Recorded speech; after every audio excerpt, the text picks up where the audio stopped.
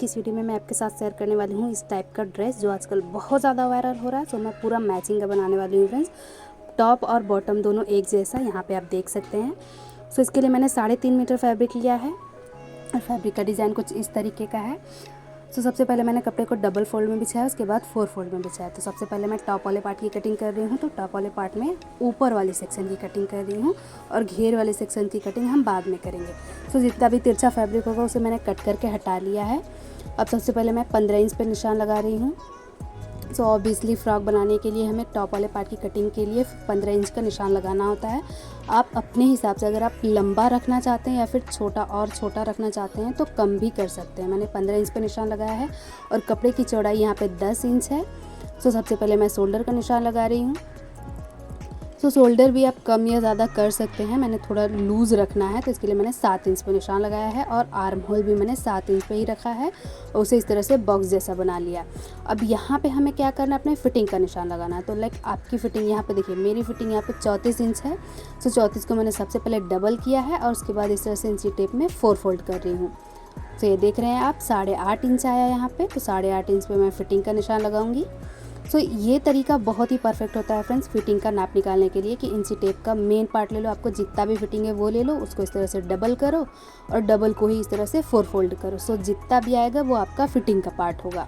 सो यहाँ पे कमर के लिए आया मेरा 7 इंच, 28 इंच पूरा कमर है। मैंने डबल किया फिर फोल्ड किया तो आगे यहाँ पे 7 इंच और 1.5 इंच में एक्स्ट्रा रख रही हूँ, ऊपर से भी और नीचे से भी। मार्जिन के लिए भी तो लेना है हमें।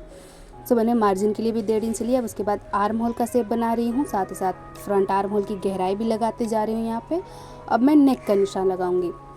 सो नेक में रख रही हूँ 2.5 इंच पे और लंबाई में रखूँगी 4 इंच पे। बैक वाले नेक का मैंने 4 इंच पे रखा है और फ्रंट वाला नेक मैं वी नेक बनाऊँगी। सो वी नेक के लिए मैंने यहाँ पे 6 इंच पे निशान लगाया है और इस तरीके से शेप दे देना है। तो बिल्कुल तीखे वाला वी नहीं बनाना है फ्रेंड्स, एकदम नुकीला वी नहीं बना रही हूँ मैं, थोड़ा सा राउंड में रहेगा वैसा वी बना रही हूँ। अब उसके बाद मैं कटिंग करूँगी। तो शोल्डर को मैं थोड़ा सा डाउन करते हुए आर्म होल की कटिंग करूँगी। उसके बाद जो हमने एक्स्ट्रा फैब्रिक लिया था उसको लेते हुए यहाँ पे कटिंग कर दूँगी। तो कटिंग हो जाने के बाद देखिए मैंने फ्रंट बैक पार्ट को निकाल के अलग कर लिया और फ्रंट आर्म होल की कटिंग कर ली है और नीचे से मैं 4 इंच ऊपर की तरफ निशान लगाऊंगी क्योंकि आगे हमें शेप भी बनाना है। सो 4 इंच मैंने इस तरह से निशान लगाया और उस 4 इंच को मैं अपने फिटिंग वाले निशान से मिला रही हूँ इस तरीके से। बिल्कुल कोने पे नहीं मिला दीजिएगा फ्रेंड्स, जो हमारा एक्स्ट्रा पार्ट है उसमें नहीं मिलाना है, हमें फिटिंग वाले पार्ट में मिलाना है। अब उसके बाद घेर वाले पार्ट की कटिंग करूँगी। तो घेर के लिए देखिए हमने ऊपर वाले पार्ट की 15 इंच पे कटिंग की है। सो 15 इंच को ऊपर की तरफ निकाल के अब मैं लंबाई का निशान लगाऊंगी। सो आपको जितनी लंबी टॉप की लेंथ चाहिए, लाइक 30 इंच चाहिए, 27 इंच चाहिए, आप उस हिसाब से 1 इंच एक्स्ट्रा रख के कटिंग कर लीजिएगा। मुझे यहाँ पे 35 इंच निशान मैं यहाँ पे लगा रही हूँ, 34 इंच तैयार चाहिए। तो 15 इंच ऊपर की तरफ निकाल के फिर मैं निशान लगा रही हूँ। अब उसके बाद इस तरीके से नीचे इंची टेप को रख के इसकी मेज़र ले रही हूँ। तो ये 20 इंच आ रहा है। ये हमारा बैक पार्ट हो गया फ्रेंड्स। 20 इंच की लंबाई और चौड़ाई जितने कपड़े की विड्थ है मैं पूरा ले रही हूँ। अब फ्रंट पार्ट की कटिंग करूँगी। तो फ्रंट के लिए बैक के लिए मैंने 20 इंच लिया है और फ्रंट के लिए 25 इंच लूँगी, 5 इंच एक्स्ट्रा लूँगी क्योंकि हमें आगे वाले पार्ट में जो हमने नोक कट किया था उसके हिसाब से डिज़ाइन बनाना है। सो 25 इंच मैंने यहाँ पे ले लिया और इसे भी मैं कट कर दूँगी और सेम चौड़ाई में सेम रखूँगी, सिर्फ लंबाई मैंने 25 इंच रखा है। तो इसे भी मैंने कट कर लिया। उसके बाद दोनों पार्ट को इस तरह से सेट करके बिछा लेना है। तो ये देखिए मैंने बिछा लिया। फ्रंट पार्ट हमारा थोड़ा सा एक्स्ट्रा 5 इंच एक्स्ट्रा है। अब उसके बाद बंद वाले भाग की तरफ से इस तरह से हमें तिरछा निशान बना देना है। उसके बाद इसे कटिंग कर देना है। सो इस तरह से हमारा घेर वाले पार्ट की भी कटिंग हो चुकी है। अब हमारे पास 3.5 मीटर ही कपड़ा था और इसमें से स्लीव भी निकालना है और प्लाजो भी निकालना है। सिर्फ मैंने टॉप वाला और घेर वाला कटिंग किया है, अभी स्लीव और प्लाजो बाकी है। तो मैंने कपड़े को फिर से लिया और इसे डबल फोल्ड किया लंबाई की तरफ से और उसके बाद इसे 4 फोल्ड कर लिया। और अब मैं यहाँ पे लंबाई निकाल रही हूँ। तो लंबाई देखिए टोटल फैब्रिक आ रहा है हमारा 34 और पूरा टोटल प्लाजो की लेंथ हमें चाहिए 35। सो अलग से 2 इंच का हम बेल्ट लगा देंगे तो हमारी लंबाई कवर हो जाएगी। सो देखिए 2 इंच ऊपर की तरफ निकाल के मैं निशान लगा रही हूँ क्योंकि 2 इंच की हम अलग से बेल्ट लगाएंगे। जो साइड से हमारा कपड़ा एक्स्ट्रा बच रहा है उसमें से ही हम बेल्ट और स्लीव के लिए कटिंग करेंगे। सब उसके बाद कपड़े की चौड़ाई मैं आपको बता दे रही हूँ। तो कपड़े को 4 फोल्ड मैंने 13.5 इंच पे किया हुआ है। आप अपने अकॉर्डिंग कर सकते हैं, अपने साइज़ के अकॉर्डिंग कर सकते हैं, या फिर अपने कपड़े के विड्थ के हिसाब से कर सकते हैं, जितना आपका सही नाप आ जाए उस हिसाब से। मैंने 13.5 इंच पे किया है। उसके बाद बंद भाग की तरफ से आगे की तरफ मैंने 11 इंच पे निशान लगाया है। और उसके बाद 2 इंच ऊपर की तरफ निकाल के मैंने 14 इंच पे क्रॉस के लिए निशान लगाया है। सो 11 इंच हमारी कटिंग होगी और 2 इंच मैंने इस तरह से एक्स्ट्रा बॉक्स की तरह जो बनाया है वो हमारी क्रॉस का शेप बनेगा। तो यहाँ पे आपको क्लियर दिख रहा होगा। अब उसके बाद हमें मोहरी का निशान लगाना है। तो मोहरी मैं पूरा ही रख लूँगी। 13.5 इंच मैंने कपड़े को फोल्ड किया हुआ है, मैं पूरा 13.5 इंच रख दूँगी। ये देखिए इस तरीके से मैं पूरा रख ले रही हूँ, कोई भी कटिंग वगैरह नहीं करूँगी। और इस तरह से यहाँ पे शेप दे दूँगी। नीचे से मैं थोड़ा सा तिरछे हुए लेके आऊँगी और ऊपर क्रॉच के पास मैं थोड़ा सा राउंड शेप दे दूँगी। सब उसके बाद सेम निशान पे हम कटिंग कर देंगे।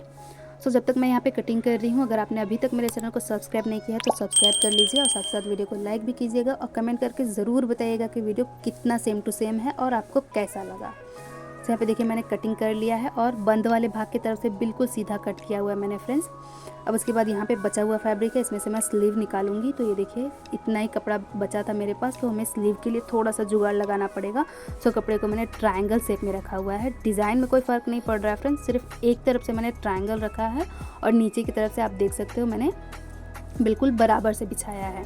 अब जो हमने टॉप वाले पार्ट में कटिंग किया था, घेर वाले पार्ट में वी की तरह कटिंग किया था, वही बचा हुआ फैब्रिक मैं यहाँ पे सेट कर रही हूँ। सो जो भी हम साइड में सेट कर रहे हैं ये कपड़ा हमारा अंदर की तरफ चला जाएगा, ये दिखेगा नहीं फ्रेंड्स। और अब इसके बाद इसकी चौड़ाई बराबर आ जा रही है। अगर आपकी कपड़े की विड्थ बराबर होगी, चौड़ाई बिल्कुल बराबर से आ रही होगी, तो आप कोई भी जोड़ नहीं लगाइएगा। मेरा यहाँ पे थोड़ा सा कम हो रहा था, इसके लिए मुझे जोड़ लगाना पड़ रहा है। और नीचे से आ रहा है हमारा 7 इंच, ऊपर से मैं 3 इंच पे निशान लगाऊंगी और इस तरह से स्लीव का शेप दे दूंगी। सो ये तरीका मुझे बहुत परफेक्ट लगा स्लीव बनाने का। जोड़ भी नहीं दिखेगा हमारा और स्लीव भी तैयार हो जाएगी और कम कपड़े में सही स्लीव तैयार हो जाएगी फ्रेंड्स। उसके बाद पूरा स्लीव का शेप लगाने के बाद इसे मैं कट कर लूँगी।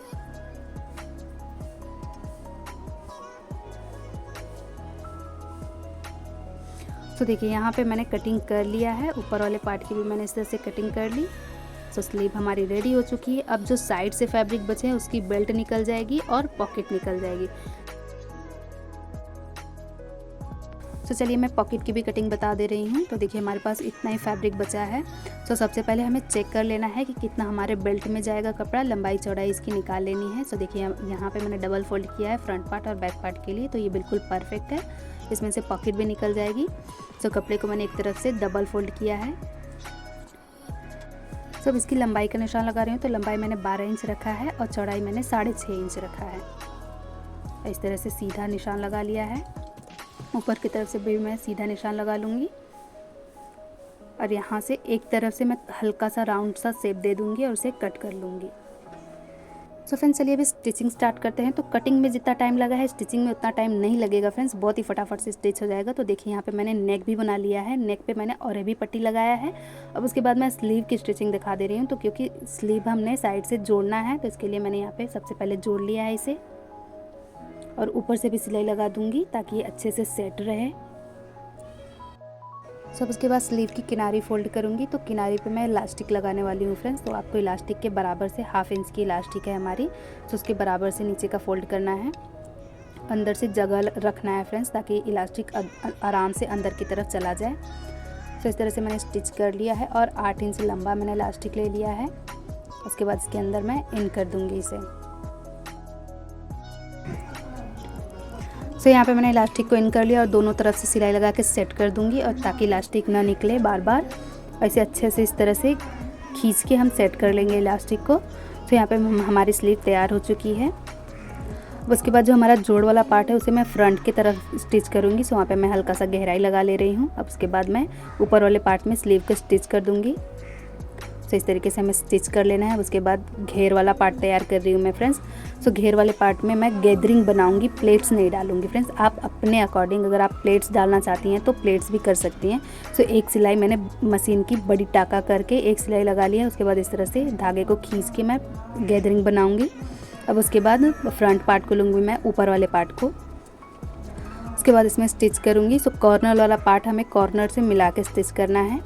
तो इस तरह से आप देख सकते हैं। मैं इन दोनों को सेट करके स्टिच कर दूंगी। अब उसके बाद फिटिंग का निशान तो मैंने स्टार्टिंग में ही लगाया था, उसी को मैंने डार्क कर लिया है और स्लीव पर भी फिटिंग का निशान लगा के इसे फिट कर लूँगी। सो उसके बाद अब मैं प्लाजो की स्टिचिंग दिखा दे रही हूँ फ्रेंड्स। फाइनल लुक मैं लास्ट में दिखाऊँगी। सो प्लाजो की स्टिचिंग भी बहुत फटाफट से हो जाएगी। तो चलिए शुरू करते हैं। सबसे पहले मैं क्रॉच वाले पार्ट को स्टिच करूँगी। तो इस तरह से दोनों पार्ट को सेट करके इसकी क्रॉच एरिया स्टिच कर लेंगे।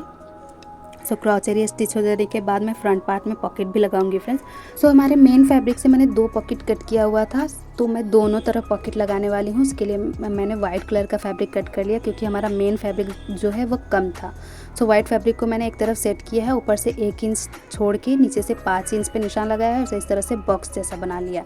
उसके बाद इस तरह से मैंने स्टिच कर लिया है और साइड में मैं हल्का सा कट लगा दूंगी जिससे कि हमारी फैब्रिक आराम से टर्न हो जाए। और उसके बाद इस तरह से पलट के ऊपर से मैं स्टिच लगा दूंगी। सो देखिए इस तरह से स्टिच लगा दिया है और वाइट वाला फैब्रिक हमारा अंदर की तरफ चला जाएगा। अब उसके बाद मैं अपना मेन फैब्रिक लूँगी और इसके ऊपर इस तरह से मैं स्टिच करूँगी। सो वाइट वाला फैब्रिक को मैंने बाहर के तरफ निकाला और मेन फैब्रिक को इसके ऊपर रख के इस तरह से स्टिच कर ले रही हूँ। तो ये देखिए स्टिच हो चुका है।